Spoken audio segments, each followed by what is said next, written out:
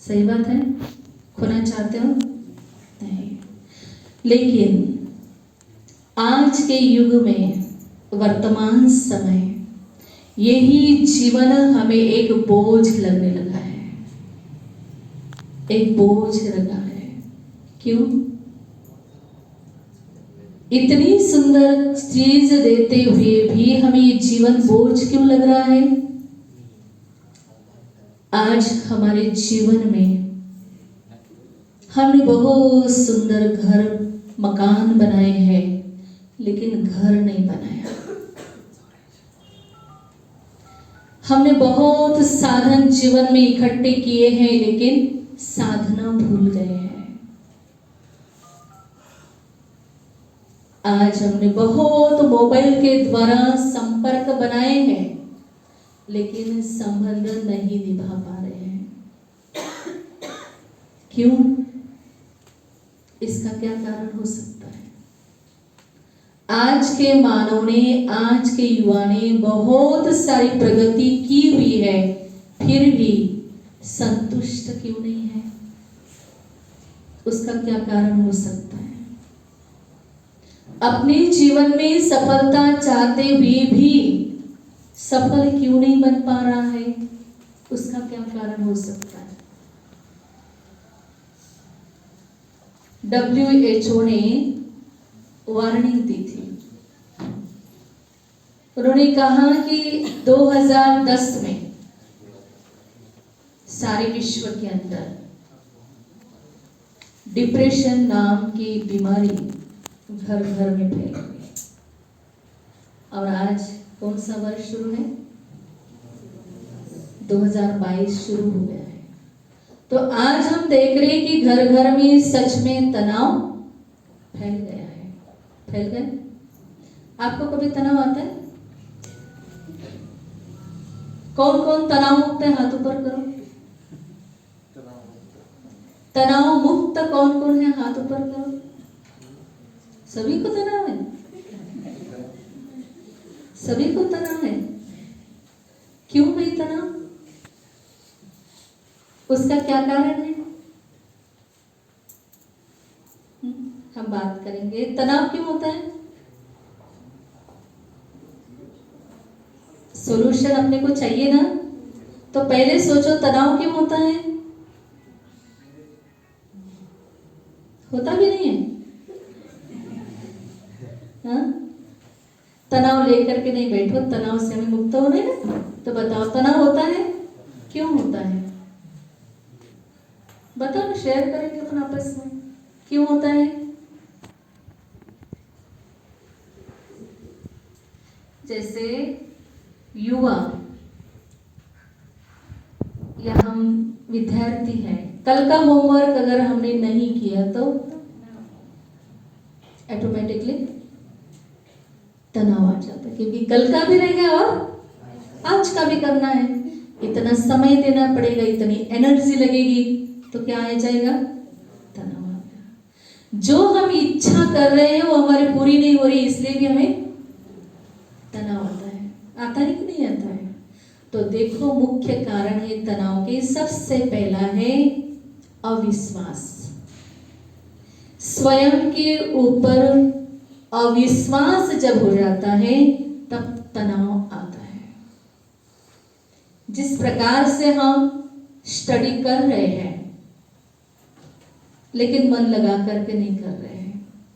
अभी अभी इस विषय पर पढ़ लिया, अभी अभी दूसरा विषय ले लिया पढ़ने के लिए, अभी अभी 10 मिनट के बाद तीसरा विषय ले लिया पढ़ने के लिए, तो एकाग्रता आई है? नहीं आई है। पढ़ तो रहे हैं, लेकिन मन और बुद्धि एकाग्र नहीं हो पा रही है।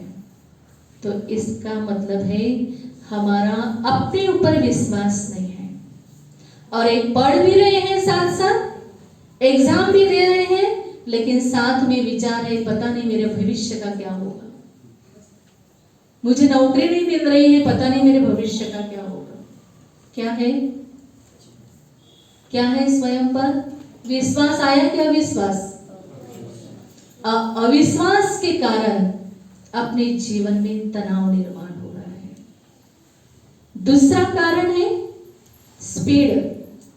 अगर हम पैरों से स्पीड से चलते तो हमारे हेल्थ के लिए बहुत अच्छी बात है ना, हेल्थ अच्छी रहेंगे।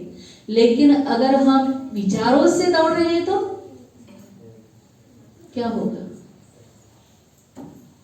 क्या होगा? रात दिन हम विचार कर रहे, इतने विचार चल रहे हैं, और वो भी किस प्रकार के विचार चल रहे हैं जिससे तनाव पैदा हो, माना व्यर्थ विचार, जिसको नकारात्मक कहा जाता है। और इतने विचार स्पीड से कर रहे हैं कि कहा जाता है 1 मिनट में 30 या 35 विचार चलते हैं। तो सोचो सारे दिन में हम कितना विचार करते हैं। क्या जितने विचार करते हैं उतना प्रैक्टिकल कर्म करते हैं? उतना प्रैक्टिकल करते हैं? हाँ या ना में जवाब तो दो। नहीं करते हैं तो क्या होगा? स्पीड से विचार करोगे तो क्या होगा? और वो भी व्यर्थ, तो तनाव आएगा कि नहीं आएगा? चौथा है अनावश्यक इच्छाएं। अपने जीवन के अंदर आवश्यक इच्छाएं करते हैं तो बहुत अच्छी बात है, जरूर करो। जैसे सर ने कहा है, सवेरे और शाम को अपना लक्ष्य प्राप्ति के लिए कुछ ऐसा होमवर्क करो। कौन से लक्ष्य तक मुझे पहुंचना है, वो सवेरे से लेकर रात को भी सोते समय भी हम उसे दोहराए तो उस लक्ष्य तक हम जा सकते हैं। लेकिन अनावश्यक इच्छाएं अगर हम करें तो वो परछाई के समान होते हैं। जब हम परछाई के पीछे दौड़ना शुरू करें पकड़ने के लिए, तो क्या परछाई को पकड़ सकेंगे? नहीं पकड़ सकेंगे। तो क्या करना पड़ेगा? परछाई के तरफ हमें पीठ करनी होगी, तब कहां परछाई हमारे पीछे पीछे दौड़ेगी। इसलिए कहा जाता है इच्छाएं कभी अच्छा बनने नहीं देती। कौन सी इच्छाएं? अनावश्यक इच्छाएं। तो इसलिए हमें इच्छाएं तो रखनी है, माना हमें जो बनना है वो इच्छा तो हमें रखना ही पड़ेगा, तभी तो वो पूरी होगी। होगी या नहीं होगी? और चौथा है आपसी संबंधों में टकराव। घर में हम सभी परिवार के साथ साथ रहते हैं, एक ही परिवार में रहते हैं, एक ही माँ बाप के हम 3-4 भाई बहन हैं, या कोई हमारे पिताजी भी 3-4 भाई होंगे और साथ में रहते होंगे, इकट्ठा परिवार रहता होगा। लेकिन पहले जमाने में या हमारे माँ बाप कहते या दादा दादी नाना नानी कहते हैं कि पहला हमारा परिवार इतना एकत्रित था और सर्व के सहयोग से सुखमय संसार था। लेकिन आज का संसार कैसा हो गया है? आपसी संबंध में टकराव हो रहा है। एक दूसरे के संस्कारों को हम सहन नहीं कर पा रहे हैं, एक दूसरों के संस्कारों को लेकर के हम एडजस्ट नहीं कर पा रहे हैं। तो क्या निर्माण हो रहा है? तनाव निर्माण हो रहा है। अच्छा, तनाव निर्माण हो रहा है तो तनाव हमें क्या कहना चाहता है? तनाव हमें कह रहा है दूसरा नहीं बदलेगा, समय नहीं बदलेगा, परिस्थिति नहीं बदलेंगी, कोई भी सर्कमस्टांस नहीं बदलेंगे, तुम्हें स्वयं बदलना है। तो क्या हम तैयार हैं? हम क्या सोच रहे हैं कि आने वाली परिस्थिति बदल जाए, मेरे साथ रहने वाला बदल जाए, तो बदलेगा कोई? बदलेगा नहीं, हमें स्वयं बदलना होगा। इस विश्वविद्यालय का स्लोगन है स्व परिवर्तन सो विश्व परिवर्तन। अगर विश्व का परिवर्तन करना है तो उसके लिए सबसे पहले हमें स्वयं का परिवर्तन करना होगा। तो आप क्या चाहते हो, पहले विश्व बदले या पहले स्वयं बदले? सब तैयार हो? जरूर। कहां से शुरुआत करें, अपने से कि विश्व से? अरे वाह, गुड। कैसे लगे भगवान भाई जी विद्यार्थी?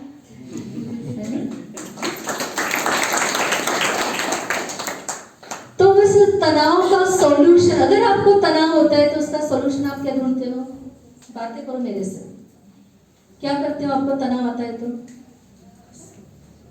अच्छा, बहनें रहने तो भाइयों को पूछती हूँ, आपको तनाव होता है तो क्या करते हो?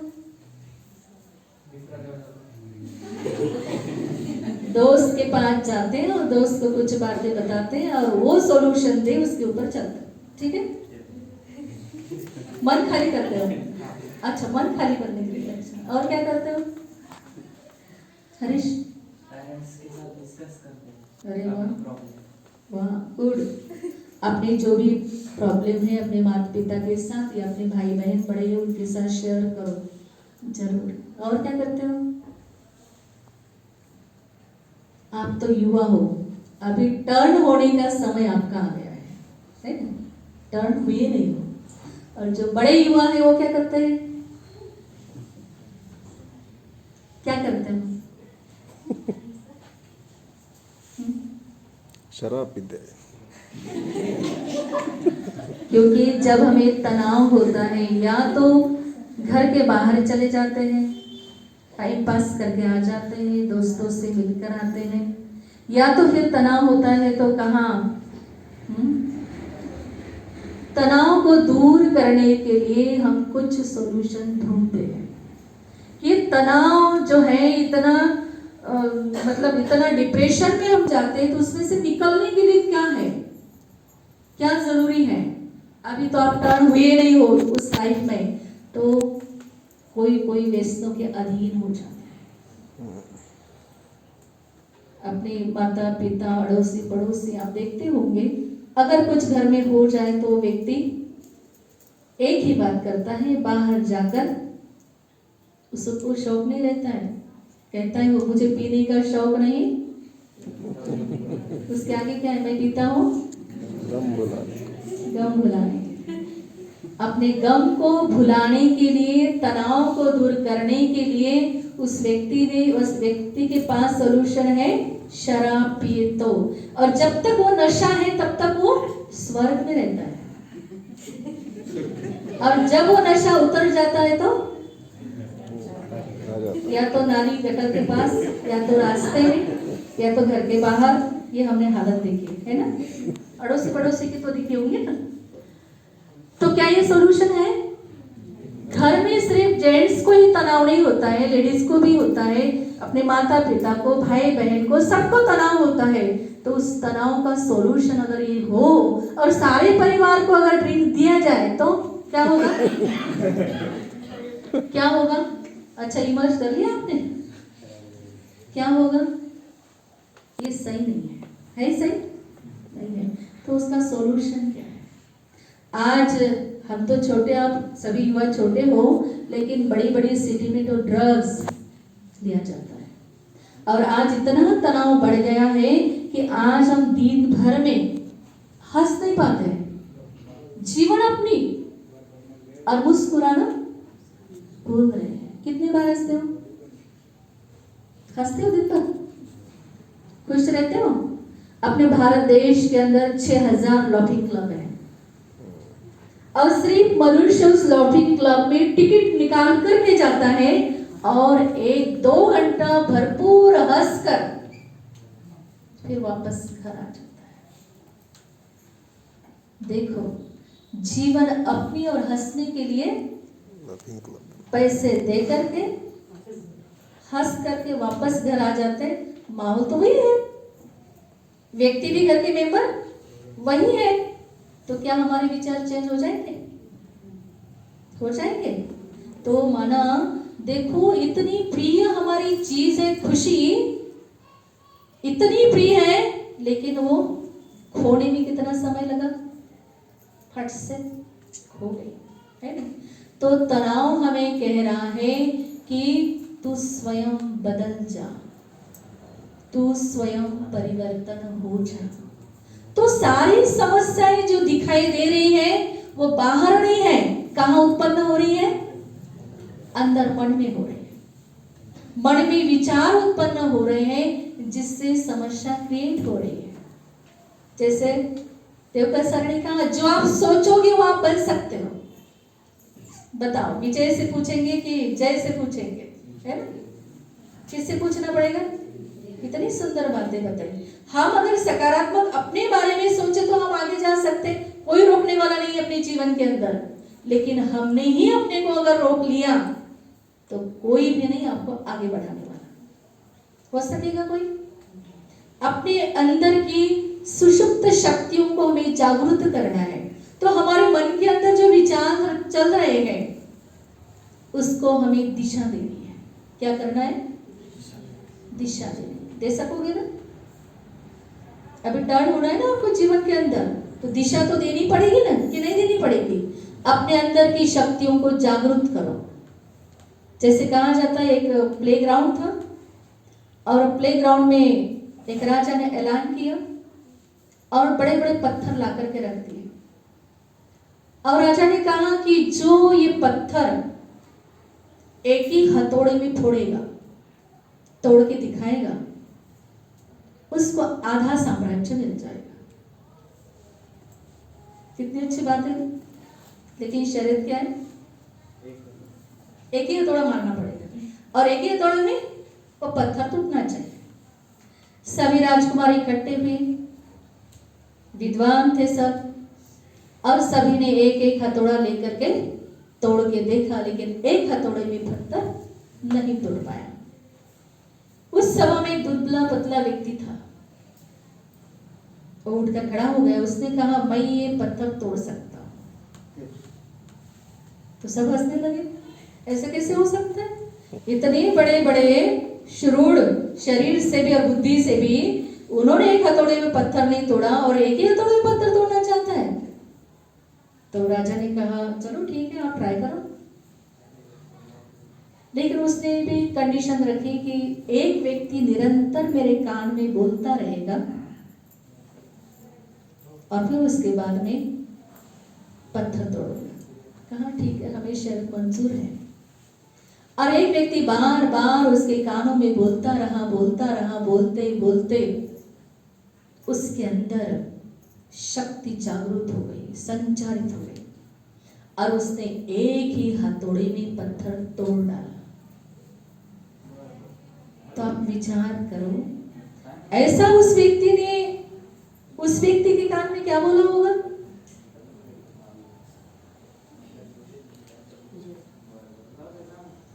क्या बोला होगा?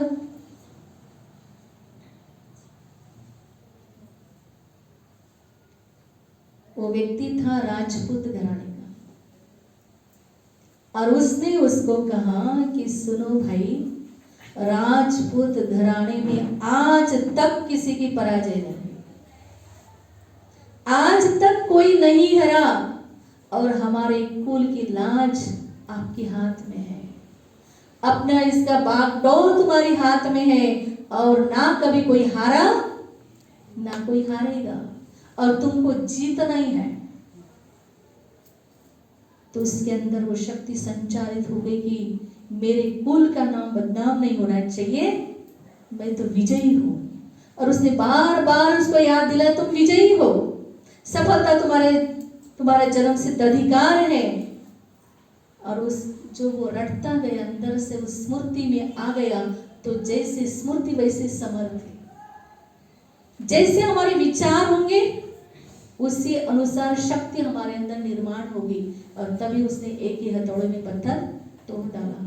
तो मेरे भाइयों और बहनों, अपनी आत्मा को, अपने अंदर की मन, अपने विचारों की जो शक्ति है उसको जागरूक करो। क्योंकि आज हम जो सोच रहे हैं वो नहीं कर पा रहे, जो बोल रहे हैं वो भी नहीं कर पा रहे हैं, जो कर रहे हैं उसमें भी सफलता नहीं मिल रही। तो इसका कारण क्या हो रहा है? मन के अंदर हमारे जो विचार चल रहे हैं, इस विद्यालय के अंदर बताया जाता है 4 प्रकार के विचार चलते हैं। पहले विचार है सकारात्मक विचार, पॉजिटिव विचार। किसको कहेंगे? जिसमें सुख हो, जिसमें शांति हो, जिन विचारों में आनंद हो, जिसमें रहम हो, जिसमें सहयोग की भावना हो, ऐसे विचारों को कहा जाता है सकारात्मक विचार। नकारात्मक विचार जिसमें ईर्ष्या, द्वेष, नफरत, घृणा, बदले की भावना, इसको कहा जाता है नकारात्मक विचार।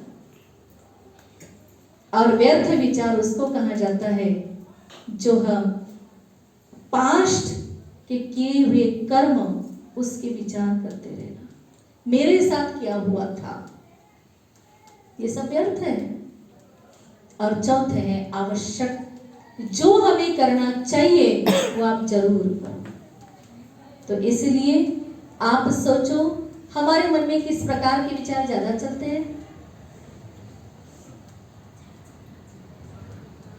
सोचा कौन से चलते हैं? सकारात्मक चलते हैं, नकारात्मक चलते हैं, आवश्यक चलते हैं, व्यर्थ चलते हैं, कौन से चलते हैं? कुछ भी नहीं चलते। चलते तो होंगे ना कि नहीं? कौन से चलते हैं?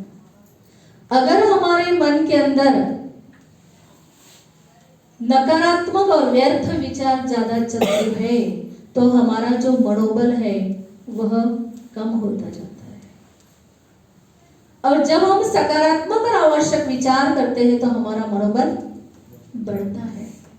जैसे इलेक्ट्रिक का बोर्ड से स्विच ऑन किया तो लाइट चालू है, माना इलेक्ट्रिक पावर, बिजली जल रही है, यूनिट बढ़ रहे हैं, लेकिन उसका यूज हो रहा है, ये व्यर्थ नहीं जा रहा है।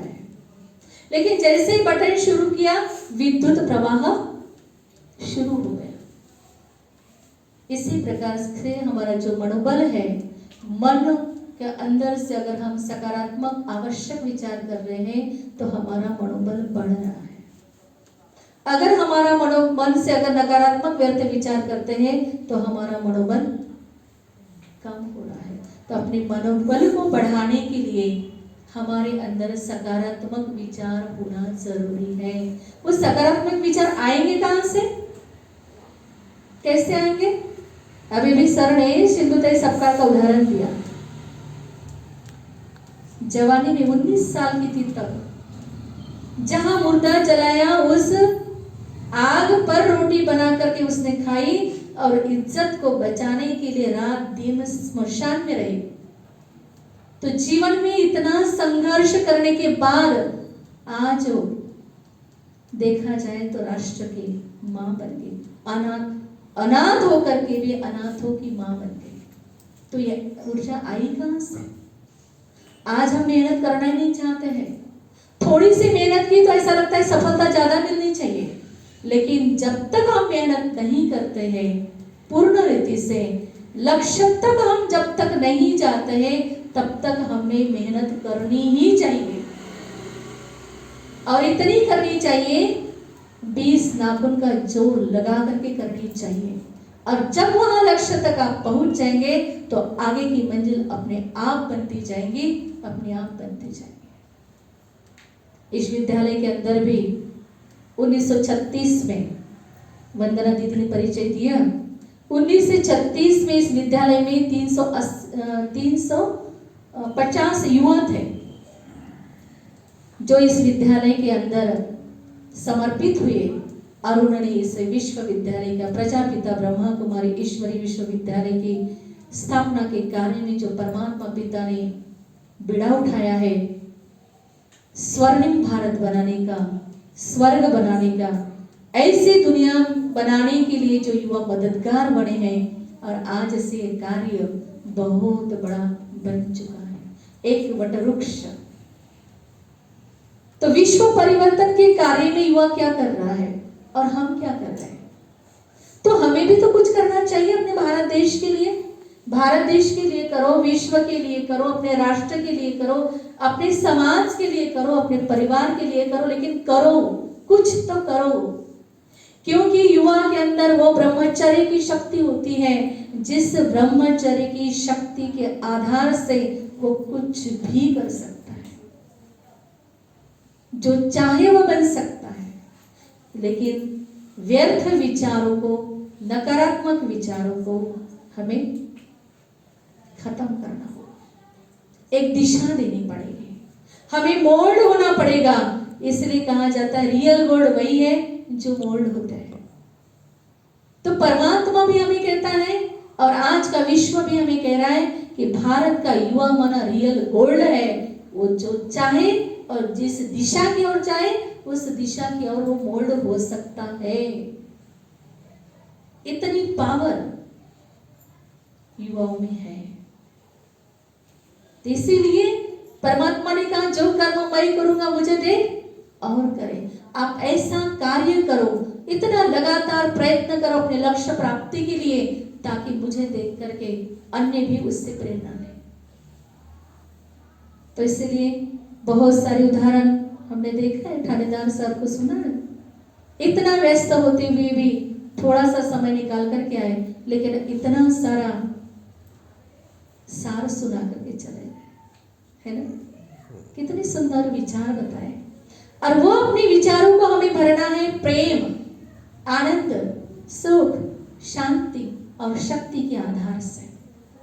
कहा जाता है एक मकान अगर हमें बनाना हो तो क्या क्या साहित्य चाहिए। आज हमें ईंटें चाहिए, रेती चाहिए, गिट्टी चाहिए, टाइल्स या मार्बल चाहिए, लेकिन इस सब को जोड़ने के लिए सीमेंट की जरूरत है। जब सीमेंट होगा तो इन सब को एकत्रित करके रखेगा, कुछ बनाएगा। इसी प्रकार से हमारे परिवार के अंदर भी अगर अपने को एकजुट होकर के रहना है, एक साथ मिल करके रहना है, तो हमें हर एक को हमारे घर में प्यार देना पड़ेगा। और वो प्यार वो ऐसी चीज है देने से मिलती है। ये प्रकृति ऐसी चीज है, इस प्रकृति के अंदर आप जो चाहो वो आपको मिल सकता है, लेकिन सबसे पहले हमें देना पड़ेगा, तब हमें मिल सकता है।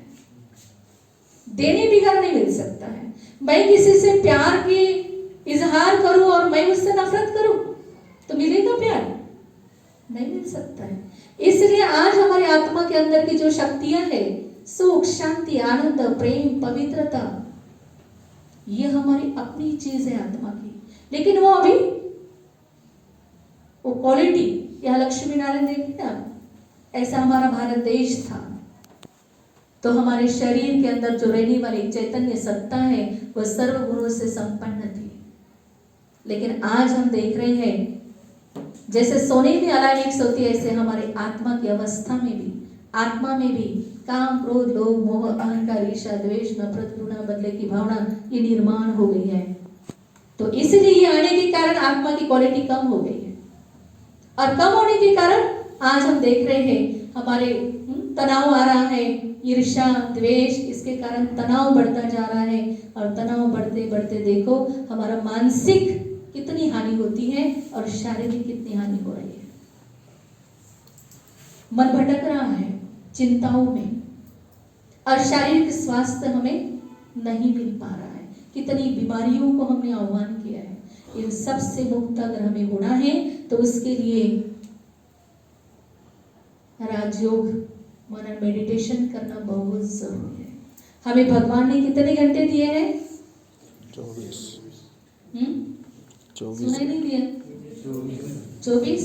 एक आधा और चाहिए 25 और चाहिए कि जितना है उतना अच्छा है, लेकिन 24 घंटे में सही परमात्मा ने एक दिन भी, आज का भी बच्चा होगा तो उसको 24 घंटा मिला है, खटिया पर भी पड़ा होगा तो भी उसको 24 घंटा मिला है। 24 घंटे में से कुछ समय अपने लिए तो जियो, अपने ध्येय प्राप्ति के लिए तो जियो, अपनी आत्मा का विकास करने के लिए तो जियो। तो इसलिए हमें सारा समय जो 24 घंटा मिला है उसमें से कुछ समय निकाल करके हमारी आत्मा को वापस शक्तिशाली बनाने के लिए राजयोग मेडिटेशन यहाँ सिखाया जाता है। क्योंकि जैसे हमें जन्म देने वाले माता पिता हर एक के अपने अपने अलग अलग हैं, है ना, है ना। हमने सुना है शास्त्र के अंदर कि सृष्टि का निर्माता आदिदेव ब्रह्मा है, जिसने संकल्प से सृष्टि रची। और आज जो हमारे जीवन में प्रकृति का सुख मिल रहा है तो उस आदिदेव ब्रह्मा के कारण मिल रहा है, क्योंकि वो सृष्टि का आदि पिता है।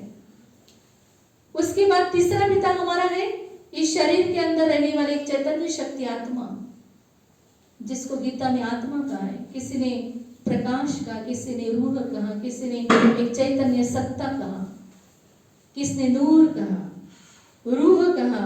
और वो है शरीर के बीच में भ्रुकुटी के मध्य में रहने वाली एक अजर अमर अविनाशी चैतन्य शक्ति आत्मा, जिस आत्मा के अंदर मन, बुद्धि, संस्कार सहित वो बनी हुई है, और 5 तत्व का ये शरीर है। तो उस आत्मा का पिता वह है परम पिता शिव परमात्मा, जो यहाँ पर हमें सिंबल दिखाई दे रहा है ऊपर, वो है आत्मा का पिता परमात्मा।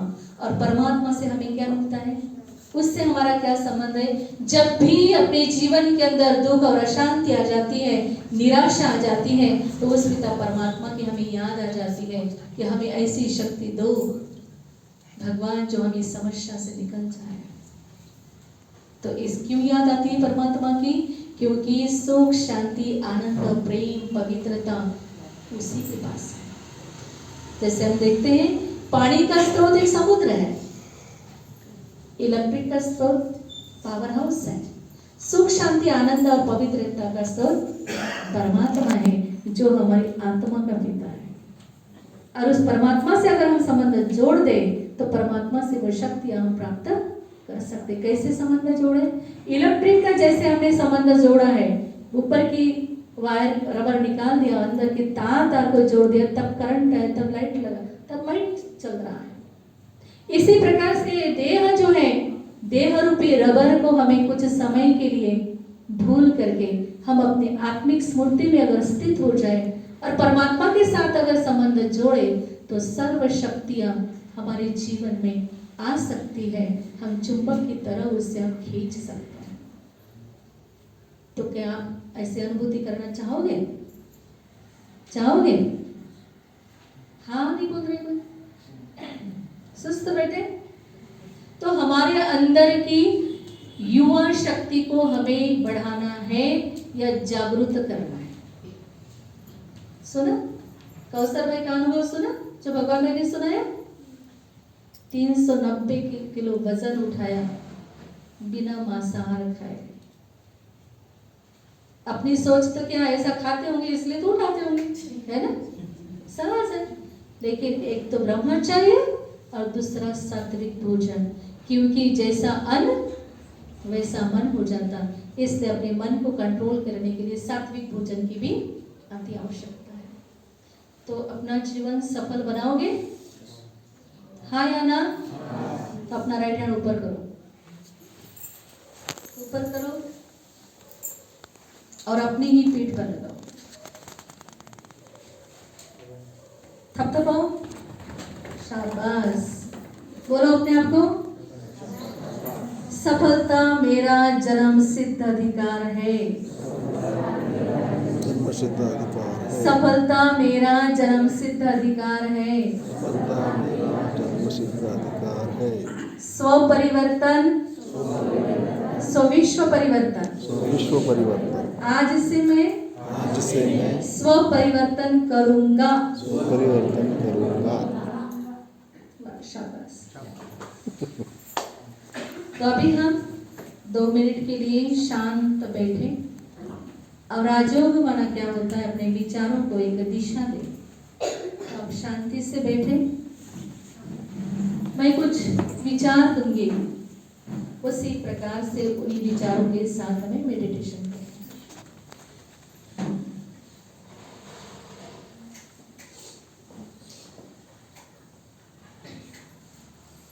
हमें मुख से कुछ बोलना नहीं है, विचारों के द्वारा यात्रा करनी है। अलर्ट हो